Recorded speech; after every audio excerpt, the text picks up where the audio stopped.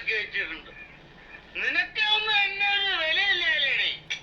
ഒരു ചായ ചോദിച്ചാൽ, ഒരു കഷ്ണം പുട്ടി ചോദിച്ചാൽ നീ വലിയ മുതലാളിക്കാവും. പെണ്ണുങ്ങളായ നിലത്ത് വെക്കണം, അധികം കിടത്തുള്ളരുത്. ഗോവിന്ദ, മര്യാദയ്ക്ക് വീട്ടിൽ പോ. ഇത് രാജമ്മയാണ്. അറിയാ, കണ്ണിനൊരു കുഴപ്പമില്ല. വഴിയുടെ മാറി കല്ലു കുടിച്ച വയറ്റി കിടക്കണം. ശരീരം കേടാക്കാണ്ട് നീ നിന്റെ കാര്യം നോക്കി പോടാ. അത് വേട് പേടിപ്പിക്കല്ലേ. ഇത് ബ്രാൻഡി ഷാപ്പോ അതോ ചായക്കടയോ എനിക്ക് ഇപ്പൊ അറിയണം. കാശുണ്ടെങ്കിൽ ഒന്നൊരു പെഗ് അടിച്ചിട്ട് പോടാ. അത് പറ, അത് ന്യായം. എടോ നായരെ, തനിക്ക് വേണമെങ്കിൽ മോന്തിച്ച് പോവാൻ നോക്ക്. ഓ, ഒരു ക്ഷണിക്കല്. ഗോവിന്ദ, ഞാൻ നല്ല സ്വഭാവത്തിനെ പറയുന്നേ. കോടാൻ ഇറങ്ങി പോടാ. അങ്ങനെ അങ്ങ് പോയാലല്ലേ ഞാൻ വന്നത്. അതുകൊണ്ട് വേണ്ടി വന്നാൽ നിന്റെ കൂടെ കിടന്നിട്ടേ ഞാൻ പോവും. എടോ പൊട്ടി. എടാ, നിന്നെ കയ്യിൽ ഞാൻ വെട്ടും. ഇറങ്ങി പോടാ അവിടുന്ന്. പോടാ. എല്ലാം തല്ലേ ഇവളെല്ലാം തലേ.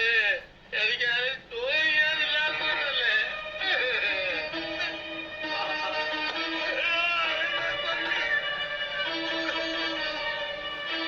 വെറുതെ വഞ്ചിക്കാരൻ മാപ്പ നിനക്ക് വയറ്റിലുണ്ടാക്കിയിട്ട് കടന്നു കളഞ്ഞത്. ഒരാളുടെ സങ്കടം പറഞ്ഞോണ്ട് വന്നിട്ടില്ല.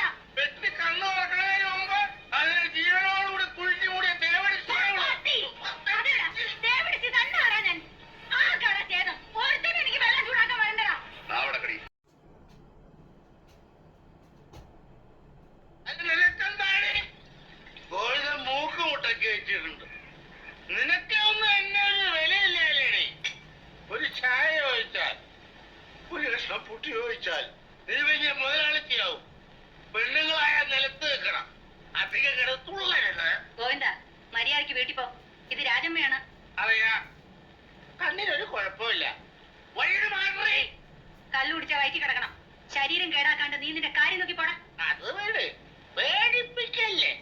ഇത് ബ്രാൻഡി ഷാപ്പോ അതോ ചായക്കടയോ എനിക്ക് ഇപ്പൊ അറിയണം. കാശുണ്ടെങ്കിൽ ഒന്നൊരു പെഗ് അടിച്ചിട്ട് പോടാ. അത് പറ, അത് ന്യായം. എടോ നായരെ, തനിക്ക് വേണമെങ്കിൽ മോന്തിച്ച് പോവാൻ നോക്ക്. ഓ, ഒരു ക്ഷണിക്കല്. ഗോവിന്ദ, ഞാൻ നല്ല സ്വഭാവത്തിനെ പറയുന്നേ. കോടാൻ ഇറങ്ങി പോടാ. അങ്ങനെ അങ്ങ് പോയാലല്ലേ ഞാൻ വന്നത്. അതുകൊണ്ട്